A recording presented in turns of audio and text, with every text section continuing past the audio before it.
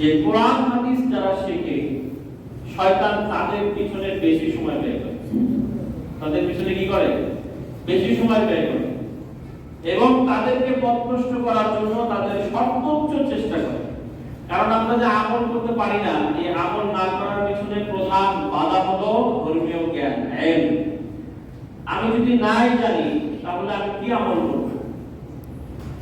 আমার যে ডিউটি, করণীয়, বর্জনীয়, এটা যদি আমি যথাযথভাবে জানতে না পারি তাহলে আমার দ্বারা আমল করা, কাজ করা সম্ভব না।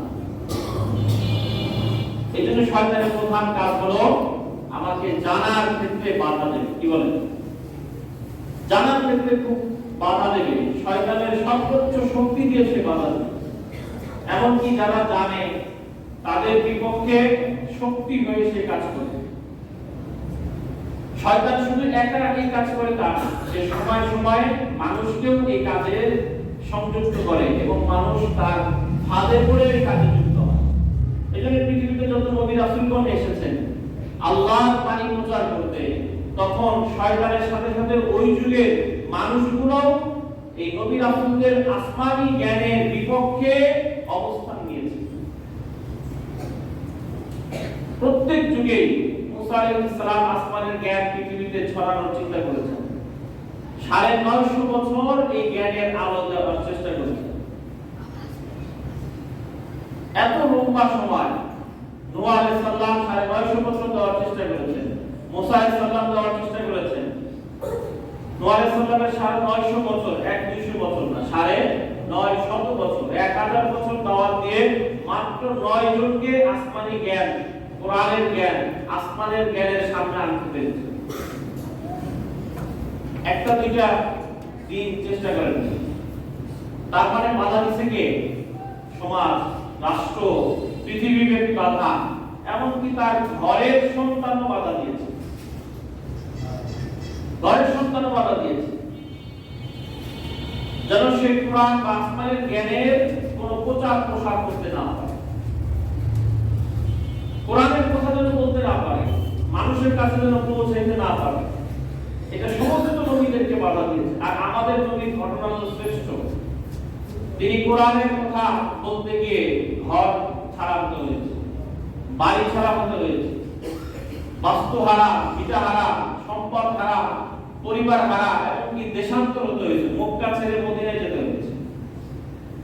এমন নির্যাতন করেছে শেষ পর্যন্ত আবিসিনিয়া, অন্য দেশে যেতে হয়েছে। যারা তার অনুসারী ছিল তাদের উপর টর্চার করেছে। শুধু আসমানের জ্ঞান, কোরআনের জ্ঞান, লা ইলাহা ইল্লাল্লাহ মুহাম্মাদুর রাসূলুল্লাহ জ্ঞান মানুষের কাছে দেওয়া দরকার। এটাই একমাত্র অপরাধ। ওয়ামা কামু মিনহুম ইল্লা আন ইউমিনু বিল্লাহিল আজিজিল হাকীম। এই মুসলমান বা যে কোনো নবী রাসূল এবং ওলামায়ে কেরামের একটাই অপরাধ মানুষের কাছে, তারা আল্লাহর কথা কেন, আল্লাহর উপর কেন ঈমান রাখে। দেখেন আমাদের গণতন্ত্র, তারা কি বলে? For the people, by the people, government of for the people, by the people. মানুষের শক্তি, মূল শক্তি।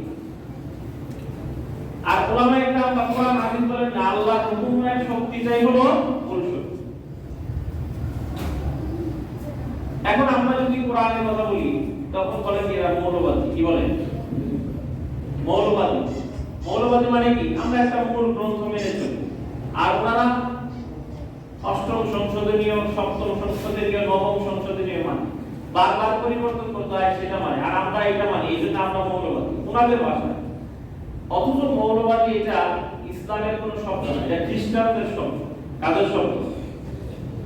খ্রিস্টানদের কোন ধর্মগ্রন্থর একক কোন সিদ্ধান্ত আছে? বাংলাদেশের বাইবেলের সাথে ভারতের বাইবেল মিল নাই, ইন্ডিয়ার বাইবেল মিল নাই, ইউরোপ আমেরিকার বাইবেলের সাথে মিল নাই। তাদের ওল্ড টেস্টামেন্ট আছে, নিউ টেস্টামেন্ট আছে, কত ধর্মের আছে, শত শত ধর্মগ্রন্থ তাদের। এই জন্য তারা নিজেরাই বিভ্রান্তিতে আছে যে আমাদের ধর্মগ্রন্থের আসল কোনটা, আসমানি কিতাব, আর আমাদের সৌদি আরবের মক্কা মদিনায় কোনটা, বাংলাদেশের দত্তপাড়া মসজিদেও একটাই, সেই আরাকান একটাই, আফ্রিকার জঙ্গলে গেলেও একটাই, এর বিকল্প আর নাই। সবাই বলে আলহামদুলিল্লাহ সবাই বলে কুল আউযু বিরাব্বিন নাস, এর মধ্যে কোনো পার্থক্য নাই। আর খ্রিস্টানদের আপনি মিল পাবেন না, এমনকি তাদের ধর্মগ্রন্থ কে অনুবাদ করেছে, কোথায় থেকে অনুবাদ হয়েছে, এটা লেখা নাই। এই জন্য খ্রিস্টানরা বিপদে পড়ে তারা চিন্তা করলো যে আমাদের অন্তত একটা ধর্মগ্রন্থের উপরে সারা পৃথিবী একমত হওয়া উচিত। চিন্তা, ভালো চিন্তা। এই জন্য তাদের যারা পোপ ছিল, বড় বড় ধর্ম যাজক ছিল, তারা চিন্তা করলো ঠিক আছে, আমরা সারা পৃথিবীব্যাপী অভিযান চালিয়ে একটা তাওরাত আমরা নির্ধারণ করব, আর এর জন্য আমরা বাছাই করে 100 তাওরাত একসাথে করব প্রথমে। তারা প্ল্যান মোতাবেক 100 তাওরাত তারা একসাথে করলো, বাইবেল একসাথে করলো। করার পরে তারা কিন্তু সুন্দর চিন্তা করেছে, দেখেন মানে এই জায়গাটা সুন্দর, কিন্তু প্ল্যান ছিল মানে অন্য চিন্তা ছিল।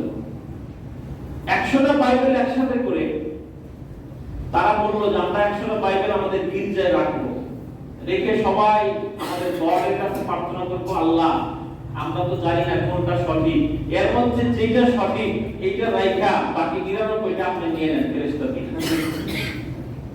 বাকি 99টা আপনি নিয়ে একটা রাইখা দিয়ে আমরা ওইটা মতো চলবো। প্ল্যান খারাপ না ভালো? শুনতে ভালো শোনা যায়, কিন্তু এইটা কি ওদের সাথে কি আল্লাহর সাথে কোনো সংযোগ আছে?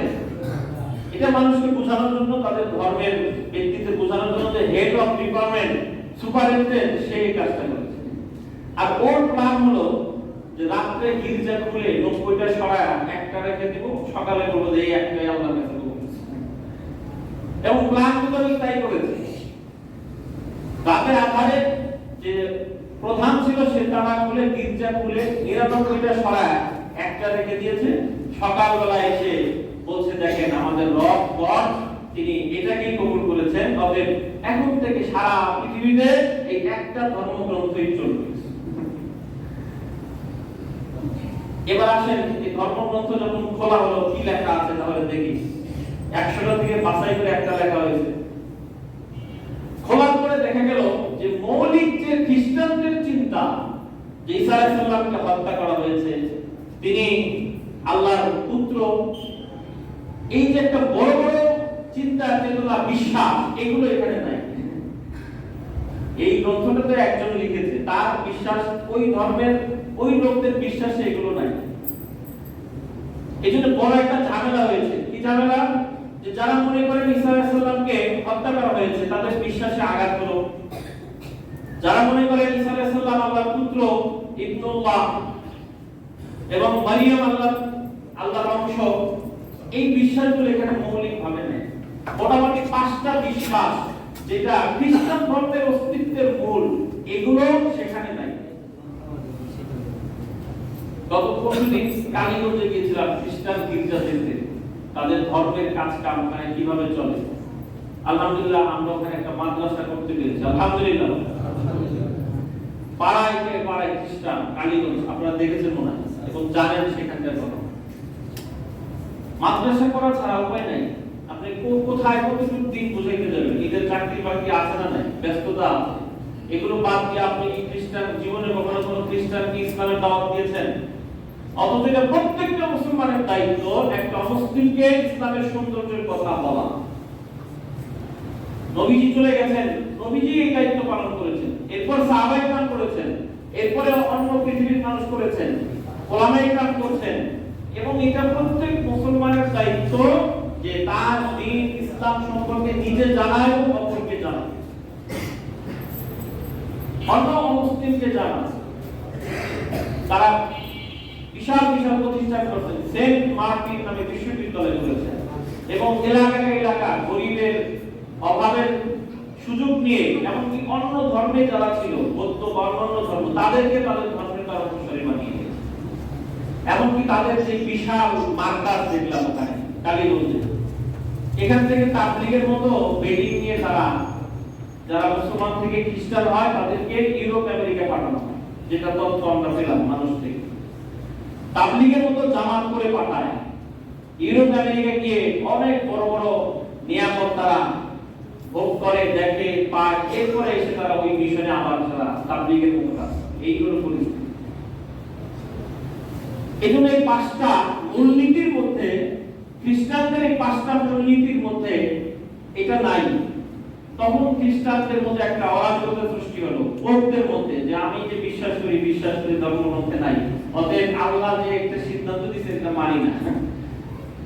তখন আবার বোর্ড বসলো যে তাহলে আসেন আমরা যেই মৌলিক সিদ্ধান্তগুলো এই ধর্মগ্রন্থে নাই, আমরা এটা আমাদের পক্ষ থেকে সংযুক্ত করে শান্তির পরিস্থিতি নিয়ন্ত্রণ রাখার চেষ্টা করি।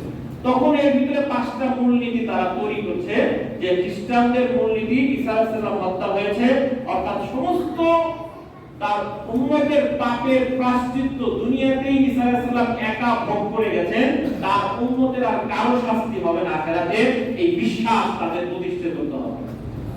এটা তারা চিন্তা করে। এই বিশ্বাস যদি খ্রিস্টান ধর্মের কেউ এই চান্স পায়, সে আর দুনিয়াতে কোনো অপরাধ বাকি রাখবে? সব অপরাধ করবে। কেন? যে আমার অপরাধের প্রায়শ্চিত্ত তো যীশু খ্রিস্ট করে গেছে, তাহলে আমার অপরাধ করতে কোনো সমস্যা আছে? ইসলাম বলছে, নবীর স্ত্রীদেরকে নবীজি বলছেন, নবীজির স্ত্রীরা বলছেন যে ইয়া রাসূলুল্লাহ, আখিরাতে তো আপনি সুপারিশ করবেন, আমরা তো আপনার স্ত্রী, আপনি কি আমাদের সাথে আমাদের রেখে জান্নাতে যাবেন? নবীজির স্ত্রীকে নবীজি বলছেন, তুমি সিজদার মাধ্যমে বেশি বেশি আমি যেন সহযোগিতা করতে পারি, আল্লাহর কাছে সেই পরিবেশ তৈরি করো। বেশি বেশি সিজদা দিয়ে কান্নাকাটি করে দোয়া করে তুমি আল্লাহর সাথে সম্পর্ক ক্লিয়ার রাখো। এরপরে আমার যদি সুযোগ হয়, আমি যদি তোমাকে সুপারিশ করতে পারি, এটা পরবর্তী জিনিস। আগে মানুষ এবং আল্লাহর সাথে সম্পর্ক পরিষ্কার রাখতে হবে। আর আপনি ঘোষণা করে দিলেন যীশু খ্রিস্ট সব গুনাহ পাপের প্রায়শ্চিত্ত গ্রহণ করেছে, তাহলে এর পরিণাম কি ভয়াবহ হবে না দেশে? এটাই হচ্ছে। এজন্য তারা পাঁচটা মূলনীতি তৈরি করলো। এই পাঁচটা মূলনীতি তৈরি করার কারণে তাদেরকে বলা হয় মৌলবাদী। এখন যে খ্রিস্টানদের এই শব্দটা মুসলমানদের ভিতরে কনভার্ট করে আমাদেরকে লাগিয়ে দিয়েছে। অজ্ঞ জাহেল যে সমস্ত ব্যক্তি আছে ইসলামের ভেতরে থেকে শত্রু করে তারা অন্য ধর্মের শব্দটা মুসলমানদের হুজুরদের সাথে লাগিয়ে দিয়েছে, এরা মৌলবাদী। বুঝতে পেরেছেন? মৌলবাদী মুসলমানদের এটা কোনো শব্দই না। আর আমরা তো মিডিয়ায় যা বলে, পত্র পত্রিকায় যা বলে, 10-15 জন টক শোতে যা বলে, মনে করি এটাই মনে হয় আল্লাহর ওহী, ঠিক না? এর বাইরে আমরা চিন্তা করতে যাই না আসলেই ঘটনাটা কি, আর ওই সময় আমাদের নাই চিন্তা করা। তো প্রিয় মুসলিম একরাম, যেটা